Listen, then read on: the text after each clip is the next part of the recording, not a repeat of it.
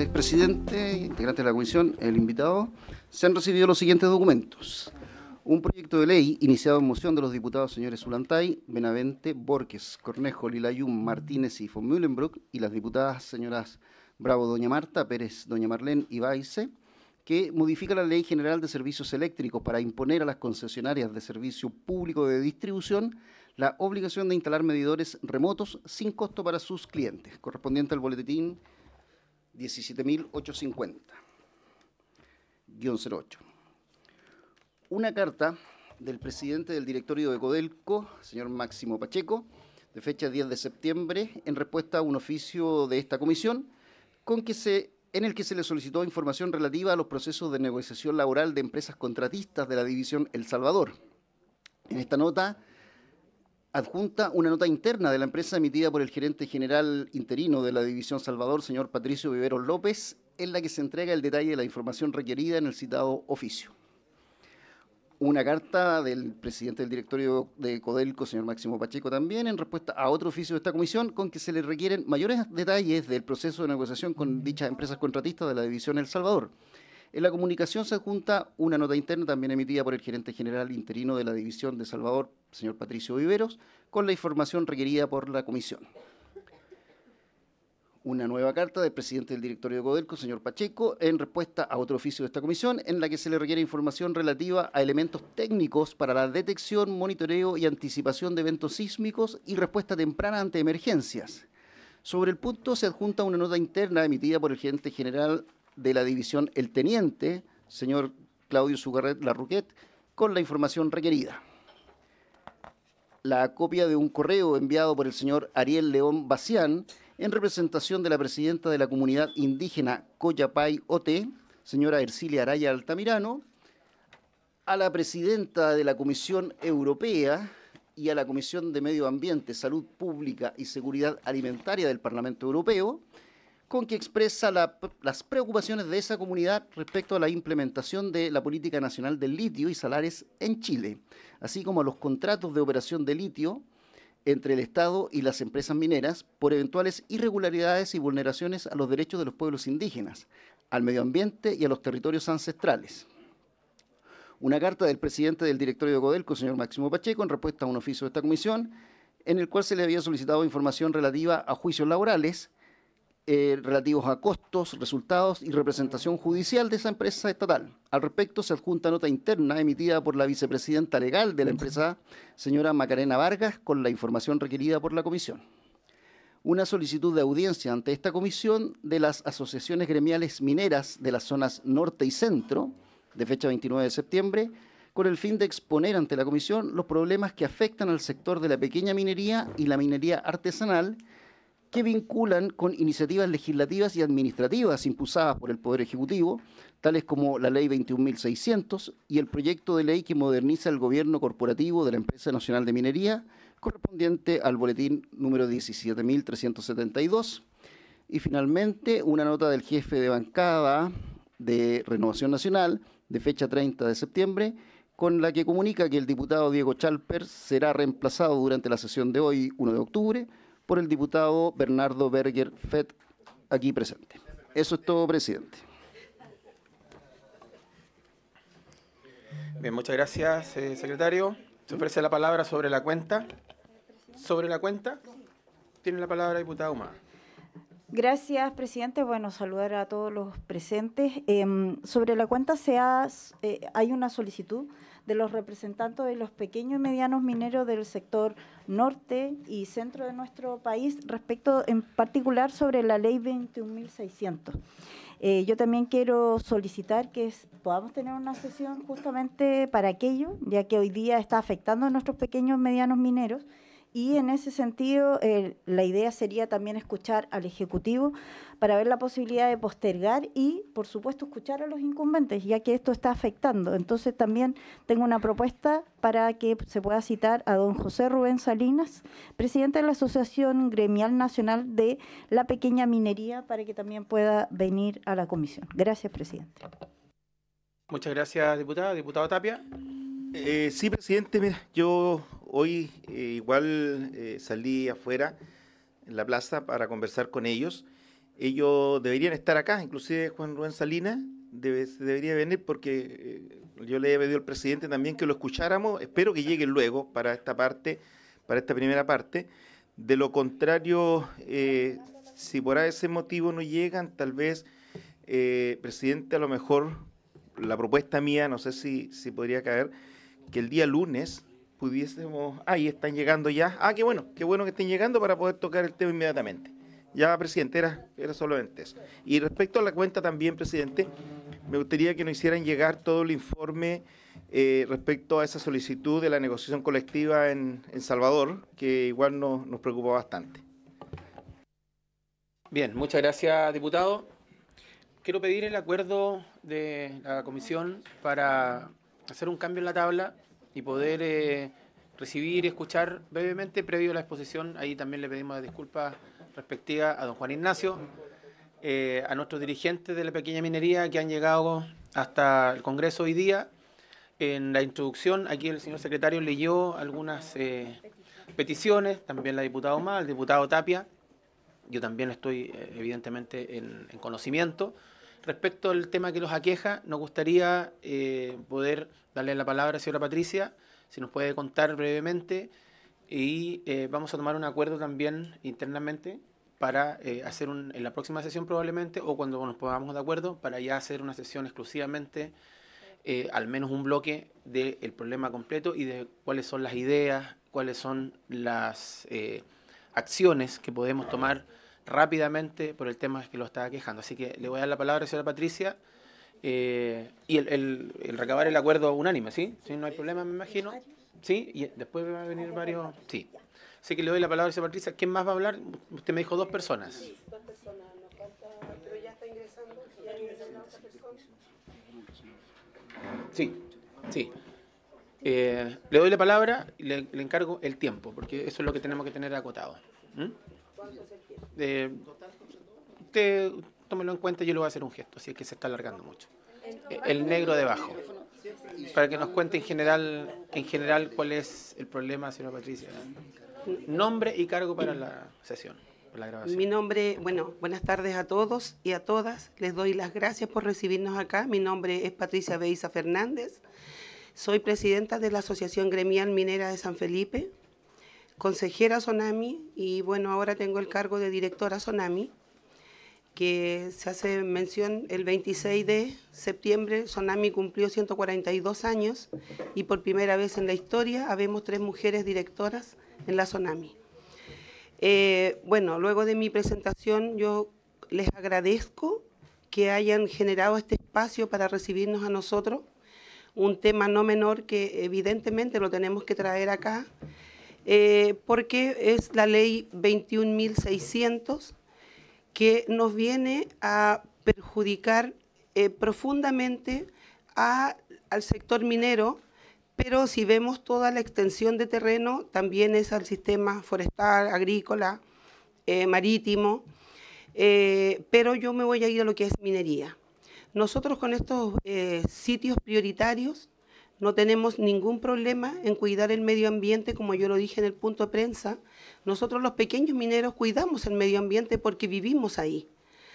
Tenemos nuestras faenas ahí, vivimos ahí. Esta ley 21.600 viene afectando a la grande, a la mediana y a los pequeños.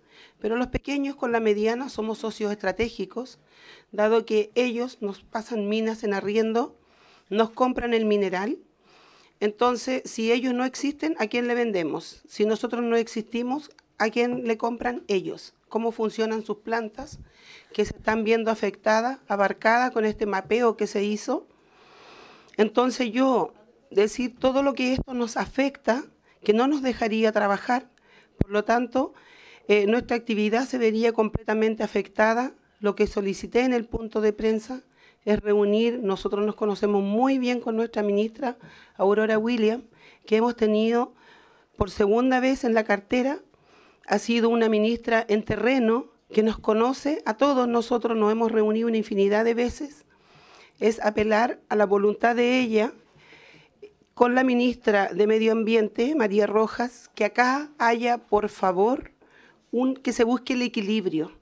No hay que matar al del lado para vivir, para que el otro viva. Acá necesitamos buscar un equilibrio, por eso que estamos acá con todos ustedes, que solicitamos el plazo más amplio que se le pueda dar para poder modificar esta ley que vino a afectarnos completamente, que ya, de verdad que si esta ley comenzara a funcionar, se aplicara hoy día, ya no tendríamos que salir todos. También les hago mención de las patentes que nosotros pagamos, que también nos hemos visto afectados con otra ley, pero pagamos las patentes, por lo tanto tenemos el amparo, tenemos el derecho adquirido por los años. Yo soy minera en terreno, tercera generación minera, que lo digo y lo he dicho siempre con mucho orgullo. Por lo tanto, nos veríamos, como ya les dije, completamente afectados, no podríamos trabajar. También esta ley se pasa por alto todo el catastro que tiene el Servicio de Geología y Minería, Sernageomin, en donde ahí aparecemos todos nosotros con la patente. Vuelvo y les digo, acá nosotros tenemos un derecho adquirido. Este país ha sido minero mucho antes de haber sido llamado Chile, y por lo tanto nosotros vamos a defender nuestros territorios y apelamos a ustedes, al Ejecutivo, a las ministras, que nos dejen trabajar. Hemos hecho un tremendo esfuerzo, tenemos colegas que han venido desde Arica, Taltal, Iquique, bueno, de norte a sur. Nos hemos reunido todos afuera, es por eso que agradezco esta instancia, que yo sé que es especial, no estaba en tabla, por eso se agradece el doble. Y bueno, yo quiero dejarle a ustedes que nos ayuden a recuperar. ¿Cómo vamos? Nosotros no estamos en contra de la biodiversidad, por supuesto, como le dije, estamos dispuestos a apoyar y a cuidar el medio ambiente, pero no puede ser tan extremista, irse tan al extremo. Entonces, por favor, y a la próxima, cuando se firmen y cuando se vean estas leyes, invítennos. Ya nos conocen, nosotros somos conocidos, por lo tanto, invítennos a estas sesiones. Y que se marque un precedente. Nosotros antes del estallido social, antes de la pandemia, pasábamos acá, la verdad que todo lo veníamos a ver, teníamos unos minutos de presentación, entonces ya nos conocemos este sector, y estar presente cuando esto se vea. Por lo tanto, le repito, la extensión, por favor, de los plazos para que esto aplique, eso es lo que necesitamos en este momento, es la prórroga en el plazo más amplio que se pueda dar, que yo creo que es un mínimo de un año, de ahí para arriba, por favor. Y muchas gracias, yo les agradezco. Muchas gracias, señora Patricia. Le vamos a dar la palabra a un segundo representante, don Patricio. Y solo recordarles el acuerdo, tenemos 2 palabras de los dirigentes para dar la palabra también a los diputados y cerrar este tema y abrir ya el segundo bloque con don Juan Ignacio. Don Patricio, tiene la palabra. Del otro lado, ahí está, disculpe. Buenas tardes, como saben, mi nombre es Patricio Cepeda Guzmán, soy presidente de la Asociación Minera Antofagasta. Mire, para no extender más esto, yo sé que corto poco tiempo, y lo que habíamos conversado antes de entrar, venimos a conformar una mesa de trabajo, tenemos varios temas pendientes.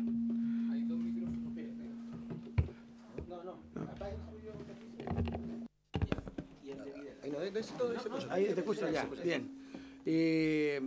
Como le decía, nosotros queremos instalar una mesa de trabajo con la Comisión de Minería porque hay varios temas pendientes como por ejemplo la ley de patentes mineras, la 21420, que hoy día se han perdido más de 20.000 hectáreas de las pequeñas propiedades de pequeños mineros.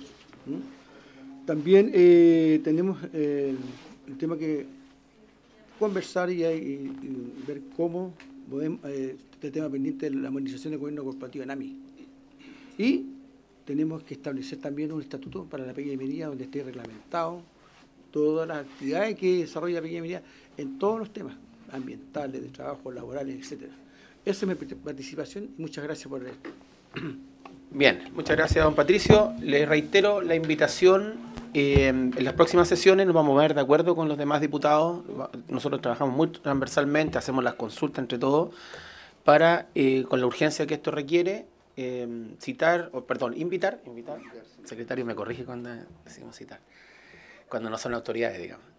Invitarlos a hacer el espacio que corresponde y para tratar los temas que les incumben, incluyendo lo que señalaba recién don Patricio, que ya tiene que ver con el tema de las patentes y tienen que ver con otros temas también, pero vamos a aprovechar la circunstancia para hacer un encuentro también más amplio en ese sentido, sabiendo y poniéndonos de acuerdo, me imagino que ustedes estarán de acuerdo también, de que lo urgente es el tema de la ley 21.600. Lo demás lo podemos dejar sembrado para ir trabajando en otras circunstancias, siempre con la urgencia que necesita, pero 21.600 es lo urgente, exactamente. Nos vamos a poner de acuerdo, como le digo, para dar los espacios. Estamos tramitando proyectos de ley, en AMI, por ejemplo, aquí don Juan Ignacio nos va a hacer una exposición, ahora en el bloque que le corresponde, y vamos a votar proyecto corporativo en poco tiempo, en pocos miércoles más. Tenemos otros proyectos de ley también, pero vamos a hacer este espacio porque sabemos la importancia. Todos representamos regiones mineras y especialmente de la pequeña y mediana minería, salvo Antofagasta, donde está toda la gran minería, básicamente. Nosotros en la región de Coquimbo tenemos pelambre. Y sabemos la importancia que tiene y que yo quiero que sepan también, y quiero tomar un poquito la palabra de los demás diputados también, no tengo ninguna duda que es así, es que todos estamos comprometidos en esta mesa con la minería, especialmente con la pequeña minería. Todos. Por eso sus temas son temas urgentes para nosotros también. ¿Alguien pide la palabra respecto a este tema? Diputada Ahumada, ¿tiene la palabra? Gracias, presidente. Bueno, agradecer que estén aquí. Por supuesto que esta comisión es sumamente importante y hubiésemos querido que en esta discusión de la ley, que no pasó por esta comisión. Entonces, la legislatura anterior. Claro, entonces, y lo terrible es que podrían haber sido ustedes parte de esa discusión. Entendemos que a veces ocurre, pero no queremos que vuelva a pasar. Hoy día estamos viendo el tema de ENAMI, algo que habló don Patricio, por lo cual yo también había solicitado que pudiéramos invitar a alguno de ustedes para poder ver justamente la discusión de la modificación, ¿cierto?, a la gobernanza de ENAMI, que es sumamente importante puesto que hay un tema que también los afecta de alguna manera. Y lo otro, presidente, que yo creo que cualquier otra discusión que ustedes también, ya que ustedes siempre están cerca de nosotros, que vean algún tema, alguna ley, que también podamos estar en conversación para que puedan ser parte y puedan venir. No queremos que vuelvan a quedar fuera de estas discusiones. Lo hemos hecho antes, entonces para que sepan que vamos a estar ahí. Eso. Gracias, presidente. Gracias, diputada. Diputado Tapia, tiene la palabra. Gracias, presidente. Saludar a quien el día de hoy tenemos el gusto de poder estar acá. Saludar a mis demás colegas. Bueno, decirle que para nosotros igual fue sorpresa todo esto porque, claro, no pasó por esta comisión. Así como también recordemos un poco lo que hablaba de las patentes mineras, que esa ley de la patente minera cambia en enero del 2022. Nosotros asumimos en marzo de 2022. Cuando nos dimos cuenta, pedimos el retraso de un año más, pero ese darse cuenta, ojo, que nosotros siempre hemos tenido una particularidad en esta comisión de trabajar con los gremios, trabajar con las asociaciones, trabajamos con la SONAMI, con los sindicatos, porque son ustedes los que viven las problemáticas en el día a día. Y todo lo que se modificó en esa ley fue trabajado con los gremios. Aquí el de las 500 hectáreas fue trabajado directamente con la asociación, la SONAMI y los dirigentes de distintas regiones. Dicho eso, yo creo, presidente, y para poder avanzar en otro tema, que nosotros, no sé, en noviembre debemos convocar una mesa a la ministra, a los dirigentes de distintas asociaciones y sindicatos, para hacer una evaluación cómo ha resultado el pago de las patentes mineras, porque recordemos que el reglamento también había sido mal redactado y nosotros solicitamos al Ejecutivo que retiraran ese reglamento, se retiró de Contraloría accedió al cambio y de ahí en adelante las cosas cambiaron un poco, pero había muchos pequeños mineros que ya habían pagado las patentes mineras. Entonces yo creo que es conveniente hacer una evaluación y ojalá hacerla muy luego, pero lo que en estos momentos nos llama a poner todo nuestro esfuerzo es en la 21.600, porque nosotros estamos para proteger el medio ambiente, para cuidar nuestras aguas, para tener áreas protegidas, pero no a costa de matar la minería. Acá en Chile hay muchos intereses creados que quieren matar la pequeña y la mediana minería, y eso no es ningún secreto de nadie. Pero nosotros estamos acá para proteger, para estar acompañándolos a ustedes, porque lo decía el presidente, somos todos, la mayoría de regiones mineras, entonces conocemos el rubro, y en ese sentido, presidente, yo creo que debemos pedir el oficio a ambas ministras para poder postergar, y postergar no significa que oye, en 6 meses más va a entrar en vigencia la misma ley y el mismo reglamento. Significa que tenemos que ver lo técnico, tanto en el reglamento, como qué punto de la ley también debemos hacer una modificación. Así que yo me quedo con eso, pero ustedes tengan la tranquilidad de que no están solos, y yo creo que la ministra también nos va a estar acompañando, y el Ejecutivo, en esta materia tan importante, porque, lo decíamos hoy día en la mañana, se puede convivir. Para mí se puede convivir el cuidado del medio ambiente con el trabajo de la pequeña y la mediana minería. La gran minería sabemos que se defiende sola, porque tienen tremendo departamento, pero ustedes, uno ve a veces el pequeño minero que tiene 2 o 3 personas y le cuesta llegar a fin de mes. Después NAMI se demora a veces 30 o 50 días en que les paguen. Es otro tema que también tenemos que conversar, el gobierno corporativo de NAMI. Así que nosotros 100% disponibles para poder y seguir ayudando. Muchas gracias, diputado. Solo aclarar de que la ley 21.600 se tramitó en la legislatura anterior. Salvo Patricio, somos todos nuevos. Nosotros no estábamos en esa tramitación. Solamente dejar eso en claro. Y también lo que señalábamos, que no pasó por esta comisión, que es lo que nosotros sabemos. Diputado Venegas. Muchas gracias, presidente. La verdad es que yo estaba preparando la posibilidad de hablar para la sesión en donde vamos a tratar en profundidad y a fondo este tema. Sin embargo, yo no puedo dejar de señalar algunas consideraciones que creo que esta comisión debería tener en cuenta. Lo primero es que aquí, más allá de las diferencias políticas que existen entre cada uno de los que estamos dentro de esta mesa, y que son varias y que han sido bastante fuertes, efectivamente existe un consenso respecto de la defensa de la pequeña y de la mediana minería. Así ha sido siempre. Lo segundo es que nosotros, quiero decirlo de manera manifiesta, hemos tenido un excelente diálogo con la ministra de Minería.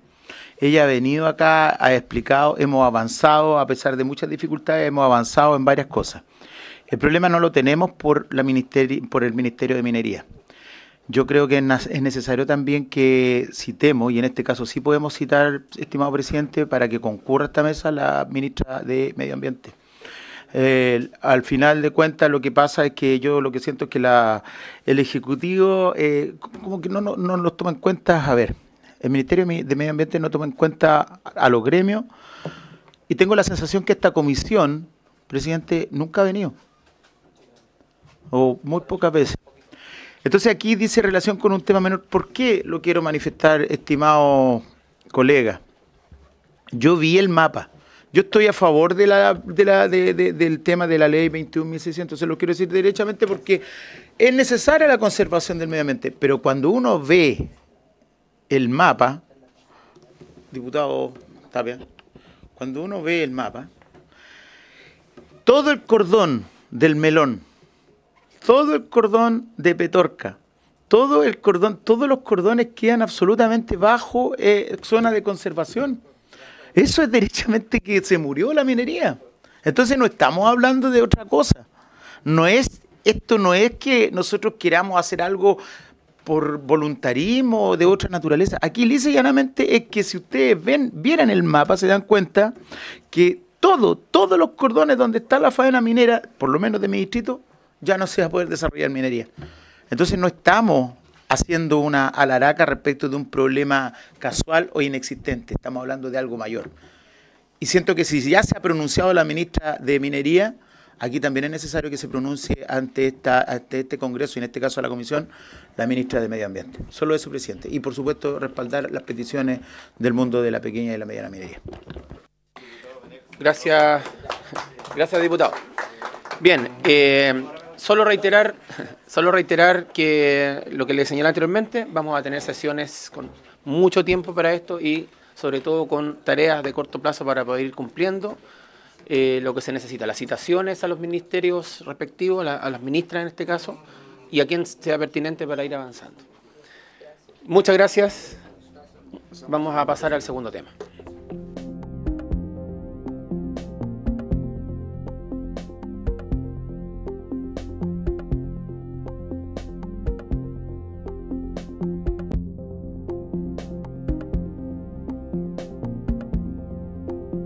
Bien, retomamos la sesión. Sí. Orden del día. Esta sesión tiene por objeto continuar la discusión general del proyecto de ley, iniciado mensaje, que moderniza el gobierno corporativo de la Empresa Nacional de Minería, correspondiente al boletín 17.372-08, en primer trámite constitucional y reglamentario y con urgencia calificada de simple. Para estos efectos ha invitado al coordinador del Congreso Nacional del Programa Legislativo Libertad y Desarrollo, el señor Juan Ignacio Gómez, a quien le cedo la palabra. Muchas gracias, presidente, y gracias por su intermedio a los miembros de la comisión por la invitación que nos han formulado. En relación al proyecto de ley cuya opinión se nos ha consultado, bueno, tenemos una presentación que voy a compartir con ustedes, que es la última lámina. En un segundo. Sí, es que estaba en la última lámina, entonces voy a devolverme. Ahora sí. Ahora sí. Acá. Aquí. ¿Ya? Bueno, ahora sí. Quería compartir con ustedes algunas cosas al inicio rápidamente para poder enmarcar bien la discusión de la reforma del gobierno corporativo a la Empresa Nacional de Minería. Básicamente porque, quizá conviene desde ya decirlo, la ENAMI es una empresa especial, rompe un poco el esquema de las empresas públicas que tiene el Estado por historia, por finalidad, etcétera, y por tanto quizá es bueno recordar un poco el marco, que el mismo mensaje recuerda someramente que el régimen constitucional de las actividades empresariales del Estado, los principios de gobierno corporativo de las empresas del Estado que recomienda la OCDE, y luego entrar a las particularidades de la ENAMI, cuál es el sentido que uno debería darle al proyecto de ley y algunas observaciones concretas respecto de los artículos del proyecto que creo que son importantes, ¿no? Conviene recordar que la Constitución da un marco como bien claro a la actividad empresarial del Estado, ¿no es cierto? Dice que es posible que el Estado realice actividades empresariales, pero le fija dos condiciones. Uno, tiene que estar habilitado por ley de quórum calificado, y dos, que salvo que la ley establezca alguna excepción, también por ley de quórum calificado, tiene que realizarse de acuerdo a la legislación común, es decir, en igualdad de condiciones con los particulares, porque en el espíritu del orden público económico de la Constitución vigente está la idea de que las actividades desarrolladas por privados o el Estado actuando con incentivos privados son socialmente eficientes. Por ello, cuando uno recuerda este régimen, en general, y hace una primera aproximación al proyecto de ley, es un proyecto de ley positivo. La ENAMI tiene una ley de gobierno corporativo bastante antigua y que además tiene una historia accidentada, porque el año 2003, cuando se dictó un decreto con fuerza de ley, si mal no recuerdo el número 21 o 23 del año 2003, varios señores y señoras diputadas y señores senadores recurrieron al Tribunal Constitucional. Es uno de los pocos casos que hay de control de constitucionalidad de decretos con fuerza de ley por haberse excedido las facultades delegatorias en ese momento. Y efectivamente, cuando uno lee la ley vigente, hay varias inconsistencias en términos o nomenclatura, justamente porque este decreto con fuerza de ley fue, al ser declarado parcialmente inconstitucional por el Tribunal Constitucional, no pudo introducir todas las modificaciones que se requerían al cuerpo legal. Por lo cual, armonizar, remitir a la ley de sociedades anónimas y en general a los estándares más altos que tenemos de gobierno corporativo, ciertamente es una buena medida, ¿ya? Pero, dicho eso, hay que mirar algunas excepciones, ¿no? Yo quería compartir con ustedes aquí algunos principios que son de los gobiernos corporativos que establece la OCDE y que creo que son importantes. Básicamente, están enunciados acá, voy a detenerme en tres de ellos que creo que son importantes. Básicamente porque el sentido de las empresas públicas, ¿no es cierto?, obedece, y creo que aquí está bien dicho en el primer bullet, a maximizar el valor de largo plazo para la sociedad de manera eficiente y sostenible, pero sobre todo uno tiene que mirar a la ENAMI en términos de si la empresa en la función que realiza maximiza los beneficios sociales que de otra manera no se podrían obtener. Y yo creo que lo que decían recién las asociaciones de mineros es sumamente importante, porque justamente la pequeña y mediana minería, debido a las leyes de los minerales hoy día, no podría desarrollarse si la ENAMI no existiera. Ahora, ¿qué cosas uno debería empezar a mirar también al momento de tramitar el proyecto de ley? Bueno, las razones y los objetivos, ¿no es cierto? Si es que acaso el proyecto de ley modifica estas materias, porque en la medida en que uno no tiene claro el rol de la empresa y en la medida en que no se entiende adecuadamente la forma en que debe desempeñar sus funciones, efectivamente estas reformas pueden en principio no entenderse adecuadamente y terminar siendo ineficaces. Por eso, si el objetivo de política pública que tiene esta reforma tiene que ser transparente, expreso y evitar que la empresa tenga labores ajenas al giro. De nuevo, la idea de la finalidad de la empresa es fundamental. Cuando la OCDE habla también del rol del Estado como propietario, básicamente lo que nos pide es que hayan expectativas claras a la administración en términos de capital, en términos de autonomía operativa, independencia y relaciones claras con los organismos públicos. Yo creo que sus señorías pueden tener a la vista lo que ocurrió entre el Ministerio de Energía y la ENAP, ¿no es cierto?, con el desarrollo del gas a precio justo, cuando entiendo que a la fecha todavía se le adeudan algo de orden de 400 millones de pesos a la ENAP por parte del Ministerio por el desarrollo de este plan. Entonces, también es importante entender que si bien en general se permite que las empresas públicas cooperen con el desarrollo de políticas públicas, tiene que hacerse en un marco bien claro y especificado de gestión. La selección de los directivos es una materia muy importante y también me voy a referir a eso más adelante. En cuanto a la composición de los directorios y las responsabilidades que estos deben tener, mandatos claros, número apropiado de directores independientes y evaluaciones periódicas del desempeño. ¿Por qué es importante esto? Sobre todo porque probablemente hay un diagnóstico bastante extendido en que hay un problema de gestión en la ENAMI y ese problema de gestión solo se puede abordar en la medida en que hay un número adecuado de directores independientes que contribuyan a una buena gestión y dirección estratégica de la empresa. Entonces, ¿qué es lo que caracteriza a la ENAMI? Y creo que este es como el punto central de mi presentación. La ENAMI es el resultado de la fusión de la Caja de Crédito y Fomento Minero y de la Empresa Nacional de Fundiciones por allá por el año 50-60 más o menos. Estas instituciones de las que proviene la ENAMI recogen una tradición que es muy centenaria de dinámicas comerciales mineras que permitían la habilitación de la pequeña minería en la época, sobre todo en la época en que las leyes del mineral permitían su extracción directa y exportación directa. En la medida en que las leyes del mineral bajaron, fue necesario que se generara una industria de fomento industrial a la pequeña y mediana minería. Y en ese sentido, digamos, la ENAMI no es de estas empresas Corfo que como inventaron, como en su momento la Endesa u otras empresas más, en la lógica de un desarrollo de sustitución de importaciones o de un desarrollo, digamos, industrial nacional, sino que tiene un rol esencialmente de fomento a la pequeña y mediana minería. Y en esa línea, la ENAMI es probablemente el mejor ejemplo de una empresa pública que cumple un rol subsidiario. Lo que el mercado o los privados no son capaces de hacer o no les interesa hacer, como es el desarrollo de la pequeña y mediana minería con escalas bajas de minerales de una ley poco atractiva, la ENAMI permite que todo ese mercado exista. Sin la ENAMI probablemente no habría escala y no habría pequeña y mediana minería. De esta manera, ¿cuál es el sentido de la reforma? ¿No es cierto? ¿Qué es lo que nos dice el mensaje? Que la idea del proyecto de ley es dotar a la empresa de un nuevo gobierno corporativo y una nueva forma de administración que permita mejorar la gestión interna y en consecuencia los resultados de la empresa. Y aquí yo quiero empezar a llamar la atención, porque efectivamente los resultados de la empresa son súper importantes si el sentido de la empresa fuera como el de Codelco, que es básicamente aportar recursos al erario fiscal. Porque efectivamente, sus señorías recordarán que Codelco es la reunión de diversas sociedades colectivas del Estado, que eran básicamente las empresas que fueron en su momento nacionalizadas del cobre. Y eso implica que siempre han sido empresas destinadas a la captación de utilidades, y eso implica que tiene una escala distinta, una operación distinta, una administración distinta, ¿no es cierto? Una administración orientada exclusivamente a la generación de ingresos para el accionista, que en este caso es el fisco, ¿no es cierto? La ENAMI, por el contrario, no tiene esa finalidad. Históricamente no la ha tenido nunca. Evidentemente una empresa tiene que ser sustentable, porque si no estaríamos subsidiando una actividad de manera encubierta y quizás es más fácil subsidiar directamente. La ENAMI tiene que ser sustentable porque necesitamos a la ENAMI para el desarrollo del país.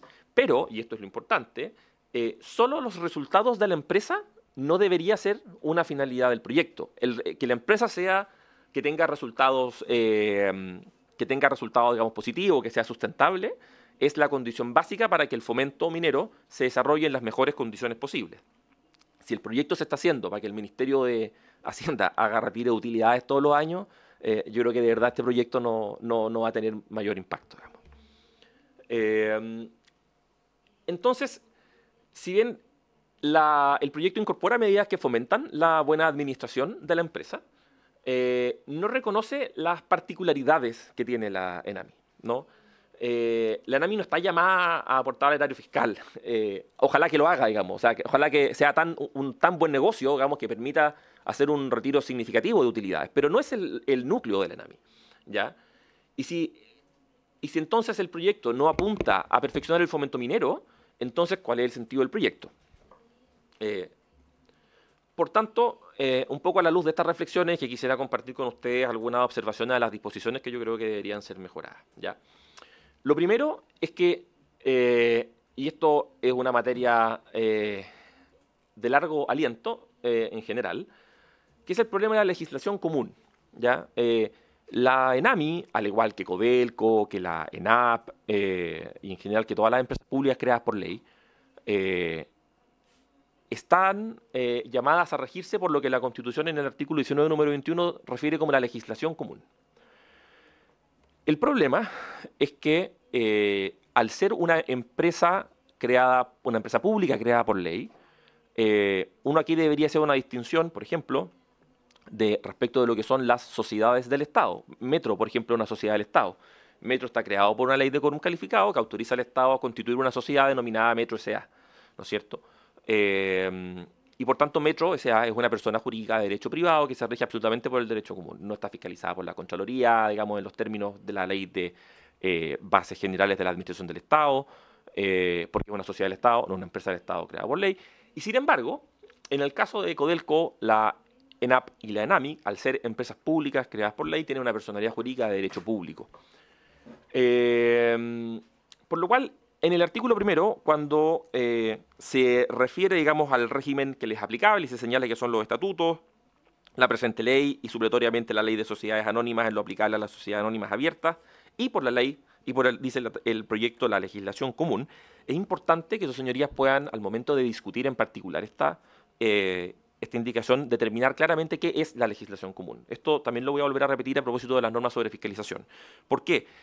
El año 2017 hubo una controversia bastante álgida entre Codelco y la Contraloría, con ocasión de una serie de planes de jubilación anticipada, retiro que tenía Codelco en esa época, y que en algunos casos se detectaron que habían como pagos dobles, básicamente porque para efectos de cumplir las metas se estaban dando indemnizaciones más rápidas de las que la misma empresa había autorizado. Entonces la Contraloría en el dictamen 15759, que tenía varias materias,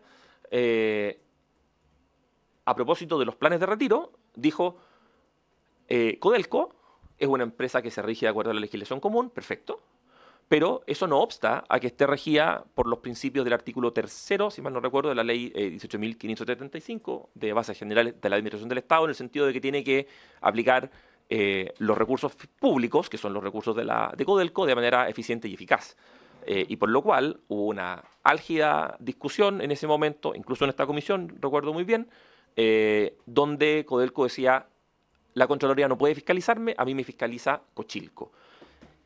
Y ante eso el Contralor ocupó, creo que por primera o segunda vez en la historia de que existe esa norma, ¿no es cierto?, asumir la fiscalización plena, que es relevar, que está contenida en la ley orgánica de Cochilco, ¿no es cierto? La ley orgánica de Cochilco, voy a volver sobre esto después, señala que Codelco es fiscalizado directamente por Cochilco e indirectamente a través de Cochilco por la Contraloría, salvo que el Contralor, haciendo uso de una facultad que le confiere indirectamente, ¿no es cierto?, el decreto ley 1141 del año 75 asuma la fiscalización plena y por tanto releva a Cochilco y asume directamente la fiscalización.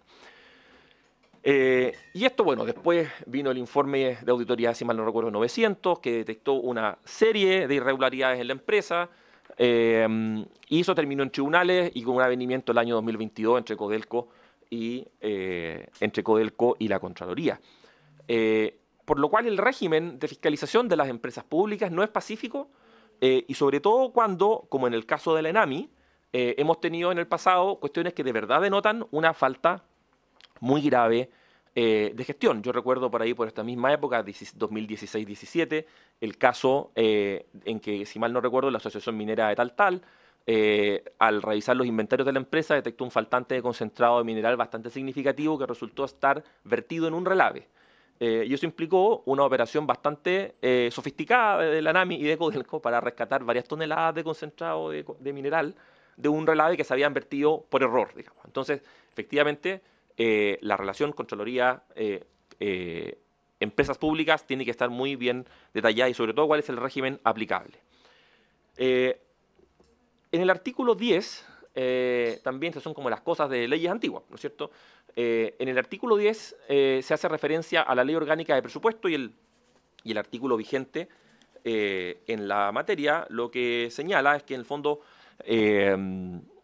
las leyes, sin perjuicio, ¿no es cierto?, de lo que dispone la ley, se le va a aplicar la Ley Orgánica de Presupuesto a la empresa. Nota histórica. ¿Y por qué es relevante esto? Porque el proyecto propone cambiar Ley Orgánica de Presupuesto por Ley de Presupuesto del Sector Público. Y yo creo que eso es erróneo, por lo siguiente. Hasta el año 75, 76, si no me falla la memoria, las normas presupuestarias estaban contenidas en la denominada Ley Orgánica de Presupuesto, que era el decreto con fuerza ley número 47 del año 59. Y ese decreto ley fue derogado por el decreto ley 1263, que está vigente, que es el de Administración Financiera del Estado. ¿Por qué? Porque lo que decía este artículo 10 es que, sin perjuicio, ¿no es cierto?, de todas las normas del sector, digamos, propias de la ley, igual había que mirar, por ejemplo, las normas que se referían a la administración fiscal en materias de crédito, garantías, etcétera, porque el Estado es el accionista, digamos. Entonces, esto es una empresa pública, es del patrimonio público. Si el proyecto cambiara Ley Orgánica de Presupuesto a Ley de Presupuestos del Sector Público, ¿no es cierto?, las normas que regirían para efectos de determinar el crédito o la forma en que se toman las garantías de la empresa, no serían las que están en la Ley de Administración Financiera, serían unas que deberían fijarse anualmente en cada ley de presupuesto. Y la verdad es que muchas de estas normas están contenidas en el decreto ley 1263. Yo creo que esa es la referencia correcta, sin perjuicio de lo cual, ¿no es cierto?, podría haber alguna otra normativa pertinente. En general, en la época de comienzo de los años 70, esa primera década, hay una cantidad muy importante de decretos leyes que son difíciles de conocer porque son muchos y muy dispersos, ¿no? Pero en general uno debería pensar que la continuadora natural de la antigua Ley Orgánica de Presupuesto es el decreto ley 1263 sobre Administración Financiera y Presupuestaria del Estado. ¿Ah? No, efectivamente, ahí está, hay un doble tipeo. Y esto también es importante por la derogación del artículo 8. El artículo 8 de la ley justamente hace referencia a este decreto ley y algunas normas, ¿no es cierto?, de orden presupuestario que también inciden en la empresa. Entonces es importante tener esa coordinación clara de, digamos, de qué es lo que se está modificando. Aquí vuelvo sobre una lámina que ya he presentado antes de cuáles son los principios OCDE en materia de directorios, ¿ya? ¿Y por qué creo que esto es importante volver sobre esto un minuto? Porque probablemente desde la lógica del proyecto, que es cambiar la administración superior de la empresa para poder cambiar la gestión, la composición del directorio no es en absoluto trivial, ¿ya? Entonces simplemente recordar mandatos claros, número apropiado de independientes y evaluaciones periódicas. ¿Cuál es la propuesta del directorio que tiene el proyecto de ley? 7 miembros, ¿no es cierto? Hay 2 directores nombrados por el presidente de la República, hay 4 que se eligen, que son designados por el presidente a partir de ternas del Consejo de Alta Dirección Pública y un representante de los trabajadores. y se eliminan los representantes designados por la Corfo, la SONAMI, el Instituto de Ingenieros de Minas y Cochilco, ¿no es cierto? Y además salen el ministro y subsecretario de Minería. La propuesta del directorio yo creo que es bastante interesante porque profundiza la separación de la administración, digamos, del gobierno, y eso es valioso. En la medida en que las empresas públicas están más cerca del gobierno, tienden a distorsionar los fines que tienen las empresas públicas. Por lo demás, uno debería pensar si queremos un ministro y un subsecretario dedicados a administrar empresas o a hacer políticas públicas, porque es el costo de oportunidad del tiempo, ¿no es cierto? Probablemente hay mejores personas capacitadas para ese efecto. También es positivo que salgan, digamos, los directores de Corfo y de Cochilco, por razones distintas. Bueno, Cochilco asume un rol fiscalizador, entonces sería raro que designara un director, si es que va a ser el nuevo órgano fiscalizador. Y en realidad el de Corfo, en general, habían muchos directores antiguos nombrados en empresas antiguas por Corfo, básicamente porque hoy día, por el carácter técnico, digamos, como centro de administración de las empresas del Estado, pero en realidad, en la medida en que se reemplazan por directores del Consejo de Alta Dirección Pública, eso tiende a ser un equivalente bastante más eficaz. Sin embargo, se suprimen los directores asociados, son designados por, prefiero llamarles asociados a, porque creo que no es relevante si los designan directamente o los proponen, pero se pierden los directores asociados a la SONAMI y al Instituto de Ingenieros en Minas, ¿no es cierto? Y esto yo creo que desnaturaliza el sentido de fomento de la empresa. ¿Por qué?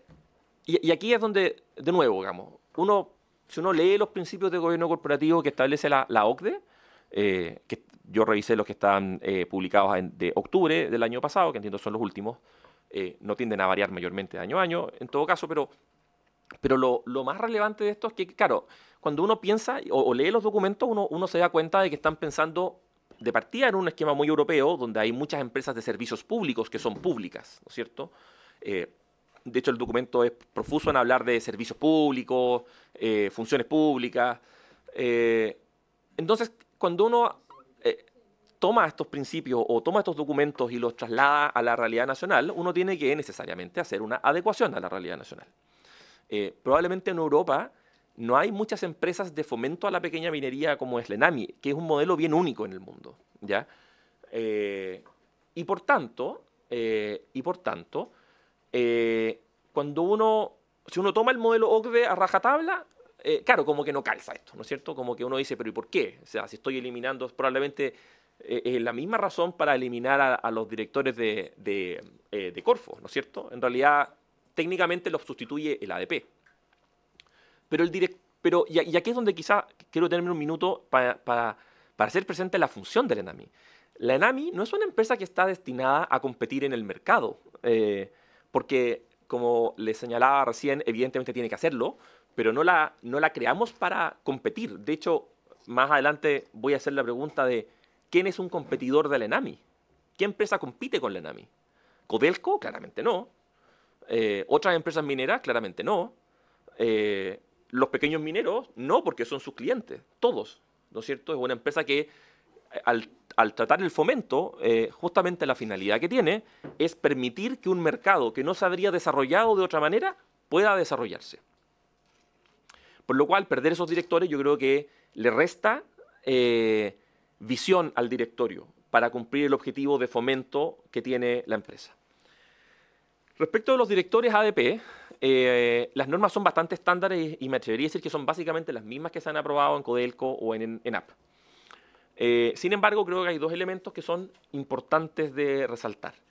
El Consejo de ADP tiene 5 miembros, dado que la ley explícitamente señala que los directores se eligen como directivos de primer nivel jerárquico, lo que corresponde es que sean seleccionados, la terna la elabora el Consejo, y al menos pensamos desde Libertad y Desarrollo que más que una mayoría simple de 3/5, ¿no es cierto?, debería ser una mayoría calificada de 4/5 para asegurar que los miembros electos, ¿no es cierto?, las propuestas de las ternas sean lo más exigentes posible. Y respecto de la norma de renovación de directores, el proyecto señala que los directores pueden renovarse por un periodo sin necesidad, los directores de ADP, ¿no es cierto?, pueden renovarse por un periodo sin necesidad de realizar concurso, justamente en la línea de que es necesario evaluar los directores. Yo creo que no es inconveniente o que no es problemático que los directores no puedan reelegirse, pero en la medida en que hagan el concurso completo, ¿no es cierto? Y esa es la mejor manera de asegurarse que los directores puedan, ¿no es cierto?, permanentemente estar en evaluación, y qué mejor sistema que el de selección por alta dirección pública para ese efecto. Asimismo, el proyecto establece que los directores duran 4 años. Yo creo que sería ideal dejarlo en 5 o algún número que no calce con un periodo de gobierno, para no estar, digamos, tratando de que es mejor que quede lo más disparejo posible, digamos, ¿no? Para tratar de separar el directorio de los ciclos políticos. El director laboral. En general, y aquí yo, como he dicho en esta comisión otras veces, nosotros solemos mantener nuestras apreciaciones, aunque hayamos sido sistemáticamente derrotados por las circunstancias. Si bien no somos en general partidarios de los directores laborales, porque creemos que generan incentivos equívocos a la administración de las empresas, la OCDE reconoce que cuando estas son prácticas habituales, digamos, no es incorrecto en la medida en que estén bien dados los incentivos. Y en general, creo que no hay mayores incentivos negativos, digamos, en la composición del directorio, en la conformación del directorio respecto a estos directores laborales.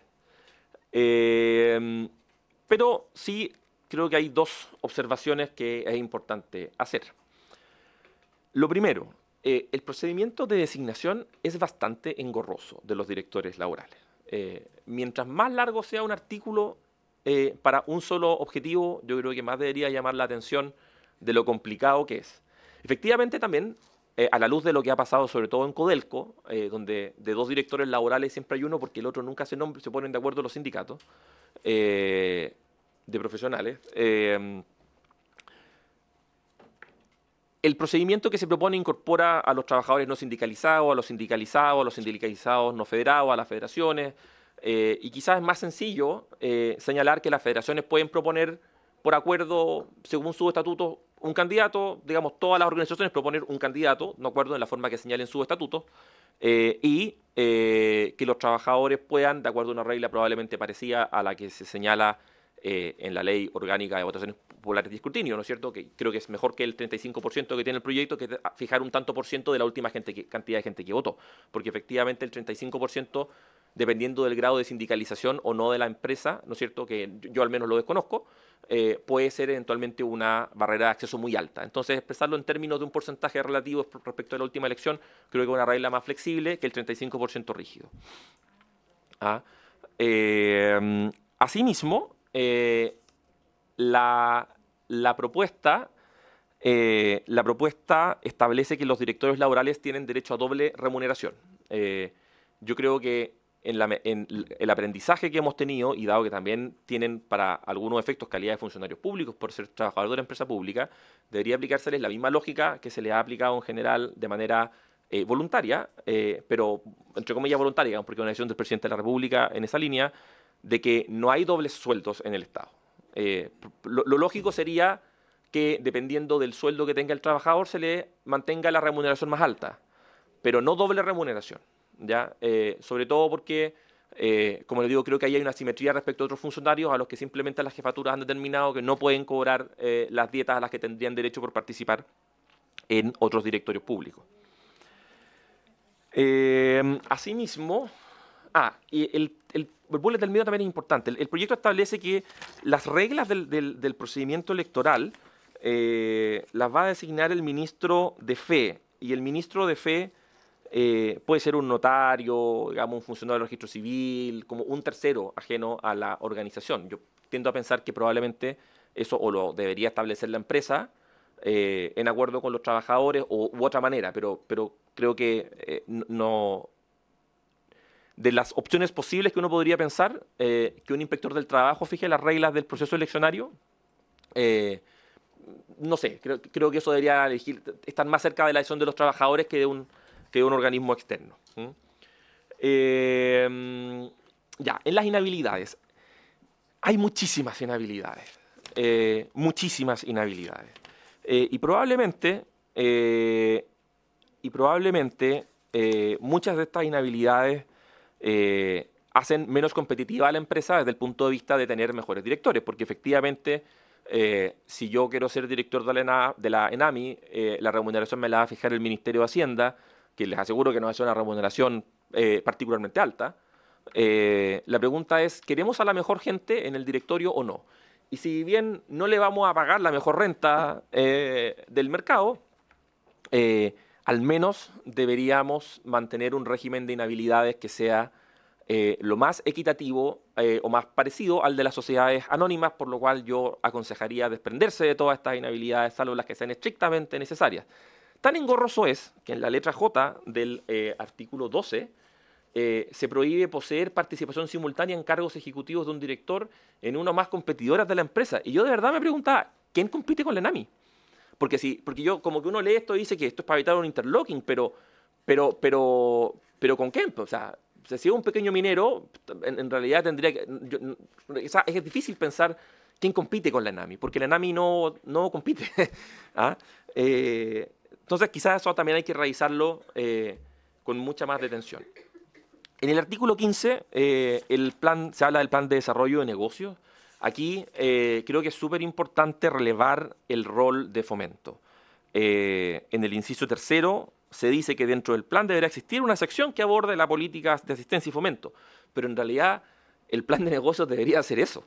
El plan de negocios debería ser cómo ponemos los activos de la ENAMI al servicio del fomento de la pequeña y mediana minería, por lo cual también, y esto es lo que les decía, ¿no es cierto?, a propósito de la esencia de la empresa, del rol de la empresa, es súper importante recordar que esto es una empresa de fomento que tiene que apuntar a la sostenibilidad económica, porque evidentemente si tiene puras pérdidas algo estamos haciendo mal o no debería existir simplemente. Pero presidente, por su intermedio, es que es súper importante porque al final del día lo que está de fondo en el proyecto es cómo uno administra bien la empresa. Y si la empresa pierde plata, uno debería preguntarse con toda honestidad si tener una ENAMI es lo que deberíamos seguir haciendo o buscar otra forma, digamos. ¿No es cierto? Porque la ENAMI también tiene una inercia de más de 100 años de actividad. Entonces, también hay que ser bien crítico en el análisis. A mí me gusta la ENAMI, pero también creo que tenemos que tener la apertura de mente para ver cuál es la forma más eficiente de gastar los recursos públicos en el fomento minero. Por lo cual, es importante, sobre todo en el plan de desarrollo, ¿no es cierto?, relevar el fomento y empoderar al directorio. La forma en que se haga el fomento es algo que tiene que definir el directorio para asegurar eficiencia productiva y también sostenibilidad económica.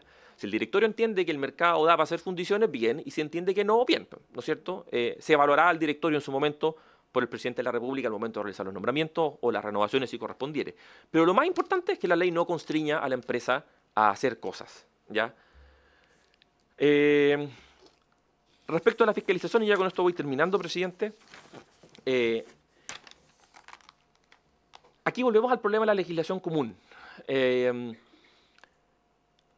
artículo 23 tiene algunos problemas prácticos, digamos. ¿Cómo uno articula, por ejemplo, la fiscalización de Cochilco con la fiscalización de la Contraloría? Cochilco existe para fiscalizar a Codelco, ¿no es cierto? Cochilco es el vehículo primario de fiscalización de la Contraloría a Codelco. Entonces, si yo digo que la empresa estará sometida a la fiscalización de la Comisión Chilena del Cobre en los términos establecidos en su ley orgánica, yo me hago algunas preguntas. Por ejemplo, el artículo 12, que es el que señala que Codelco está sometido a la fiscalización de la Contraloría a través de Cochilco, ¿también aplica a la ENAMI? No lo sé, digamos. Quizá habría que ser más preciso. ¿Para qué existe la fiscalización de Cochilco? ¿Cuál es el rol, digamos? Porque en el fondo fiscalizar implica conocer, evaluar y juzgar, digamos, dar una opinión, decir, oye, acá hay una infracción, esto no se está haciendo bien.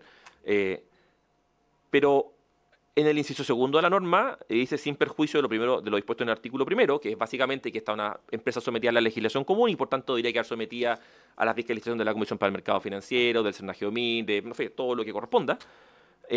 Además queda sometida a la fiscalización de la Contraloría y a la Comisión para el Mercado Financiero. Entonces, ¿cuáles son los ámbitos de fiscalización? ¿No es cierto? Acá falta desarrollar cuál es el sentido de la fiscalización de Cochilco, porque quizás no es necesario, ¿no es cierto? Y quizás no se necesita, porque en realidad no aporta mucho, salvo que la ley explicite cuál es la finalidad, ¿no es cierto? Yo les anticipo, un poco por lo que les contaba del dictamen de Contraloría del año 2017, que si esto no queda claro va a haber un problema de competencia entre la Contraloría y Cochilco, porque no vamos a saber probablemente cómo articular uno y otro, ¿ya? Y esto a propósito de lo que les decía de que la ley no debería constreñir la operación de la empresa y la potestad y autonomía del directorio. Como esta era una ley antigua, estaba muy definido los departamentos, que hacía cada departamento en la ley, digamos, tiene una técnica legislativa antigua, propia de las empresas públicas de los años 60. Y el artículo 25, claro, ¿no es cierto?, lo que hace es decir que la ley va a separar las áreas, ¿no es cierto?, de fomento de la parte de operaciones, que es básicamente todo lo que tendría que ver con compra, beneficio, fundición, refino y comercialización de toda clase de productos mineros. Entonces la pregunta es si esa es una definición que debería tomar el legislador o debería tomarla el directorio. Porque eventualmente el directorio tiene mejores antecedentes de los que pueden llegar a tener sus señorías durante el trámite del proyecto, o eventualmente la situación del mercado cambiar el día de mañana y demostrar que es más eficiente operacionalmente tener todo a las áreas, digamos, conjuntas. Entonces, aquí en realidad, yo lo que me atrevería a sugerir es que a falta de una buena razón para hacer esto, yo esto preferiría suprimirlo y dejarlo simplemente entregado al directorio de la empresa. Entonces, para concluir, es un proyecto positivo, moderniza y adecua las disposiciones de la empresa a la Constitución, releva el rol de la legislación común, ¿no es cierto?, de la administración o de una administración que tiende a los regímenes privados, ¿no es cierto?, que deberían ser más ágiles. Entonces, la primera prevención es empoderar al directorio, empoderar a la administración. Es positivo que el directorio nombre al vicepresidente ejecutivo, ojalá con una mayoría calificada de los miembros del directorio. El directorio tiene que tener esta naturaleza diversa, reconociendo el valor sobre todo.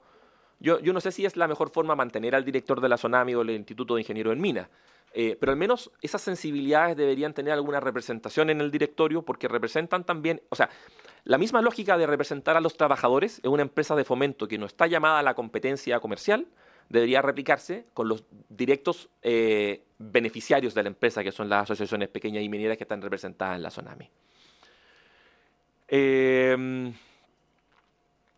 Y por tanto, todas estas cosas que le he dicho creo que potencian el rol subsidiario que tiene la empresa, muy acorde con la articulación constitucional. Creo que es un proyecto que se articula muy bien, a diferencia de otros proyectos que me ha tocado ver a través de los años. Estoy pensando particularmente en la reforma al gobierno corporativo de la ENAP, donde uno de los temas fue si la ENAP podía o no podía participar mayoritariamente en algunos negocios. Al final eso entiendo que solo se terminó ocupando en el desarrollo de la central Cerro Pabellón en el norte, la única central geotérmica de América Latina, pero que es extremadamente cara. Entonces, ok, está bien, pero yo siempre trato de invitar a pensar en el uso alternativo de los recursos, y creo que es positivo que este proyecto no entre en esas honduras, porque justamente denota un foco en la gestión de la empresa y en el fomento, y eso es algo que no debería perderse. Y quiero cerrar con esta idea, ¿no es cierto? La ENAMI maximiza el valor de largo plazo para la sociedad. Más allá de que de repente tenga pérdidas o no genere ingresos para el fisco, la ENAMI permite actividades económicas que de verdad, yo creo que ustedes lo saben mejor que yo, permiten que haya soberanía en partes del país, que hayan familias que probablemente tienen un mejor empleo del que tendrían empleado en otra situación, dadas las situaciones o los contextos regionales. Permite entregarle a la economía recursos que no se adquirirían de una manera distinta si es que no fuera por la ENAMI. Y eso implica ingresos fiscales, trabajo, desarrollo, digamos, todo el efecto expansivo que genera el trabajo en la economía, sobre todo en la economía local. Y por eso uno debería recordar que este proyecto de ley no debería perder de vista el rol de fomento de la empresa, pero tratando de darle criterios de eficiencia y sostenibilidad. porque si no, como les decía, la invitación en realidad es a pensar nuevas formas de fomento, para que la diputada no tenga algún... que no tengamos una diferencia con la diputada. ¿Ah? Así que, bueno, eso es lo que quería compartir con ustedes. Bueno, y quedo atento a cualquier pregunta que puedan tener. Muchas gracias. Muchas gracias, Juan Ignacio. Diputada Ahumada tiene la palabra. Muchas gracias, presidente. Bueno, quiero agradecer la exposición, si bien no pude estar en toda la exposición.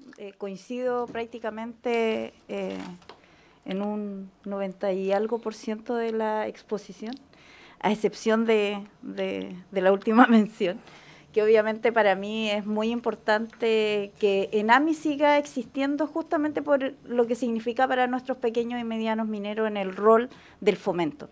Y cuando uno mira la historia del ENAMI, yo creo que es importante hoy día este proyecto justamente para generar los cambios que sean necesarios, para buscar la eficiencia y también la independencia, en el sentido de que ha sido utilizado muchas veces políticamente.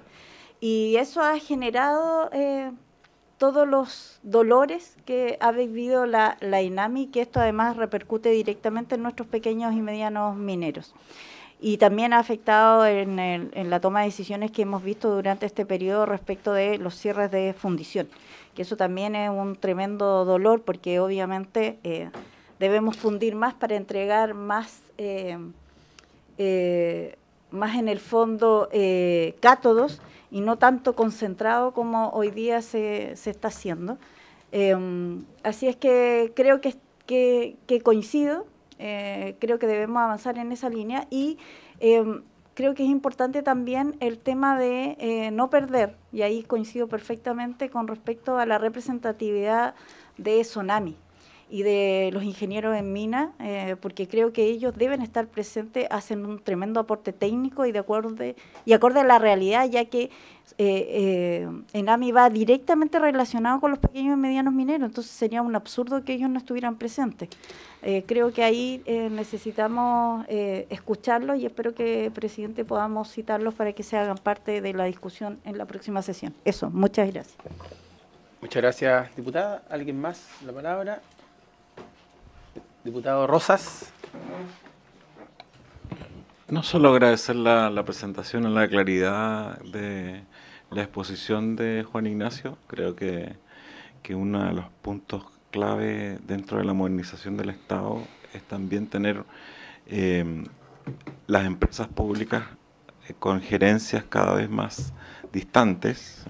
La alta dirección pública es un instrumento perfectible todavía, pero es un instrumento, y el generar equipos de trabajo y de gestión a través de la alta gerencia pública, asincrónico con las elecciones y con el ciclo político, creo que le va a dar estabilidad a la ENAMI, y eso corre también para otras empresas del Estado. Yo creo que es muy importante como país ir madurando el tema de la gerencia pública, y tener esos criterios también en cuenta, de alejamiento de los ciclos electorales en relación a los equipos directivos. Eso, presidente. Gracias, diputado. ¿Alguien más la palabra? Bien, yo también voy a hacer 3 consultas, don Juan Ignacio. Lo primero, me quedó claro, por lo menos en su presentación, cuál es su postura respecto a los directores de SONAMI y del Colegio o Instituto de Ingenieros. Pero quiero saber su opinión respecto al representante de los trabajadores. ¿Qué opinión tiene respecto a eso? ¿Cuál es la experiencia comparada que hay? Me refiero a ENAP, Codelco, que yo sé, hay representantes de los trabajadores, si eso es bueno, es malo, es viable, no es viable. Lo segundo, saber si esta nueva estructura se va a regir por la ley de sociedades anónimas. Básicamente, saber si es que los directores, en caso de ser requeridos, van a, como ocurre en la ley de sociedades anónimas, debieran responder con su patrimonio personal en caso de algún problema. Y lo tercero, como esto en su planteamiento tiene que ver con el fomento y con el incentivo al fomento, me gustaría ver si hay algún símil con Corfo. ¿Cómo funciona Corfo respecto a eso, que entiendo que es una institución también surgía al alero del fomento. Y si esto se aleja mucho, es algo similar, o si se pudiese hacer un paralelo respecto a esas dos instituciones. Gracias, Juan Ignacio. Tiene la palabra. Bien, presidente, respecto de sus preguntas, que son de las que creo que puedo hacerme cargo, a ver, en general, nosotros pensamos desde Libertad y Desarrollo que la administración óptima no debería incluir trabajadores, o sea, directores laborales, ¿ya? Básicamente porque se genera un conflicto, hay un interés, digamos, un conflicto de interés más o menos evidente entre el trabajador y el interés de la empresa, ¿ya? Debo asimismo reconocer que es un planteamiento que hemos perdido sistemáticamente. Que en general lo importante, si es que esa es la decisión del legislador, es que se tomen mecanismos de resguardo de conflictos de intereses. Yo creo que eso es lo más importante. La primera opción siempre es no tenerlo, pero si la decisión es tenerlo, sí cautelar que no hayan decisiones que puedan generar conflictos. Estamos pensando, por ejemplo, en temas de negociaciones sindicales, donde el directorio puede eventualmente, ¿no es cierto?, en un directorio de 7, donde pueden haber tres directores a favor, digamos, en una posición tal, el director laboral efectivamente tiene un voto extremadamente importante. Entonces, ahí probablemente una revisión más lata de las normas de la ley de sociedades anónimas respecto de los conflictos de interés de los directores es lo que yo aconsejaría. Si eso no fuera suficiente, incorporar alguna norma explícita en la ley. Yo, si mal no recuerdo, creo que en la ley de gobierno corporativo de la ENAP algo de eso hay. En general, las experiencias han sido positivas. Digo positivas porque no han habido problemas, digamos, ¿no? Salvo el caso específico de Codelco, que hay un problema de nombramiento. Pero eso obedece en realidad a un diseño institucional y una realidad específica de la empresa más que al director propiamente tal. Respecto de la responsabilidad del director, a falta de estipulación en la ley, rige la ley de sociedades anónimas. Y ahí lo importante son las normas del objetor persistente, ¿no es cierto?, que el director tiene que sistemáticamente oponerse a los acuerdos que ponen patrimonio en prejuicio del patrimonio de la empresa, los deberes fiduciarios que tienen los directores, respecto en este caso al accionista, que es el fisco. En el fondo aquí la lógica es cuidar, ellos tienen que cuidar adecuadamente los recursos fiscales, por eso no deberían dedicarse a tener números rojos, ¿no es cierto? Por lo cual creo que eso es correcto, digamos, deberían responder con el patrimonio en los casos que establece la ley de sociedades anónimas, no en otro. Como señalaba, no hay normas específicas que lo eximan de eso en la ley. Respecto de Corfo, es una súper buena pregunta, porque en realidad Corfo hace un fomento, o sea, habría que distinguir el momento y momento de la Corfo, ¿no es cierto? La Corfo nace como un brazo industrial del gobierno, ¿no es cierto?, en una época en que la política industrial motivaba esas decisiones, ¿no es cierto? Porque además había una coordinación y había una lógica. Yo, por algunas cosas que hemos estado investigando en el instituto, estaba revisando las discusiones legislativas del año 70 y 70, cuando se nacionalizó Chilectra. Y la verdad es que las razones que daban los ministros ante el Congreso en esa época eran básicamente, mire, tenemos una empresa pública que hace todo, en realidad ¿para qué vamos a tener empresas privadas? Las vamos a comprar. Entonces, en realidad, si bien la Corfo tiene la palabra fomento, en su origen era un fomento muy distinto al fomento que hacía que hace la ENAP, ¿no es cierto? Sobre todo porque la ENAP justamente la ANAMI, perdón, porque la ANAMI justamente lo que viene a hacer es a recoger una gran experiencia que había de fomento privado a la pequeña minería a través de los habilitadores, de gente, ¿no es cierto?, que prestaba dinero, que recuperaba el dinero, ¿no es cierto?, después contra un interés, en fin, las perforaciones de las minas, que ahí no habían recursos hasta que se llegaba a la veta y se sacaba el mineral. En esa época no había que hacer grandes obras, estoy hablando del siglo XIX, digamos, ¿no es cierto?, comienzo del siglo XX, y eso ya empieza a cambiar, ¿no es cierto? Y por tanto este fomento de la ENAMI es un fomento muy orientado hacia actividades económicas que no son autosustentables por sí mismas, por la escala y por la inversión en capital, pero que eran socialmente necesarias en ese momento. La Corfo, por el contrario, obedece a una actividad industrial del Estado, mucho más dirigista, generalmente con una lógica de fomento mucho más de política industrial que de fomento de actividades económicas que no dan escala para autosustentarse. Y hoy día la Corfo básicamente, además de administrar el sistema de empresas públicas, que es una de las funciones más relevantes, ha ido evolucionando al fomento de iniciativas de innovación, de startups, que resultan bastante interesantes, a la vez que también, por cierto, administra un patrimonio muy relevante en materia de concesiones mineras y otros activos, digamos, que vienen de épocas pasadas que han mantenido en sus manos. Por lo cual no es el mismo fomento y creo que es importante hacer esta distinción porque muchas veces se tiende a confundir el fomento propiamente minero, digamos, o el fomento de la actividad que no tiene escala, pero que necesitamos que la tenga. Es casi una especie de asociatividad público-privada versus la Corfo, que es derechamente actividad estatal en materia económica.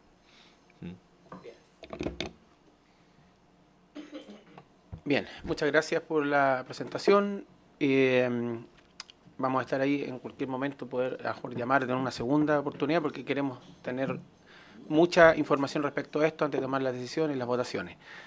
Diputada González, necesitaba usted... Sí, pero no tenemos quórum, lamentablemente, así que no vamos a poder acceder, vamos a tener que volver... ¿Tiene la palabra? Sí. Presidente, me decía la diputada Ahumada que también tenía un punto varios y que parece que lo iban a tomar y después iban a ratificar cuando tuvieran el quórum. ¿Es una posibilidad? Sí, no se puede. Lo que podríamos hacer es que nos comprometemos en la próxima sesión a partir con puntos varios para tener el quórum necesario. Ya. Eso podríamos hacer, porque vamos a terminar la sesión en este momento. Sí, presidente, entonces, bueno, porque una de las cosas era consultar, porque me preguntaron ayer desde Rancagua el tema de la sesión especial que se iba a hacer en Rancagua para ver el tema si es que han puesto fecha. Sí, no hemos puesto fecha todavía. Sí. Claro, entonces bueno, también manifestarle también a los trabajadores que me habían pedido este tema de los puntos varios y que pudiéramos pedir este tema del oficio, manifestarle que porque no hay asistencia ni quórum de los diputados de la comisión, no se puede realizar el tema de la petición ni la solicitud de oficio, también para que los trabajadores tengan claridad de que ese es el motivo que no se haya expuesto. Sí, en la próxima sesión vamos a partir con puntos varios para lo mismo, para asegurar el quórum. Gracias, presidente. Bien, habiéndose cumplido el objetivo de la sesión, esta se levanta. Muchas gracias.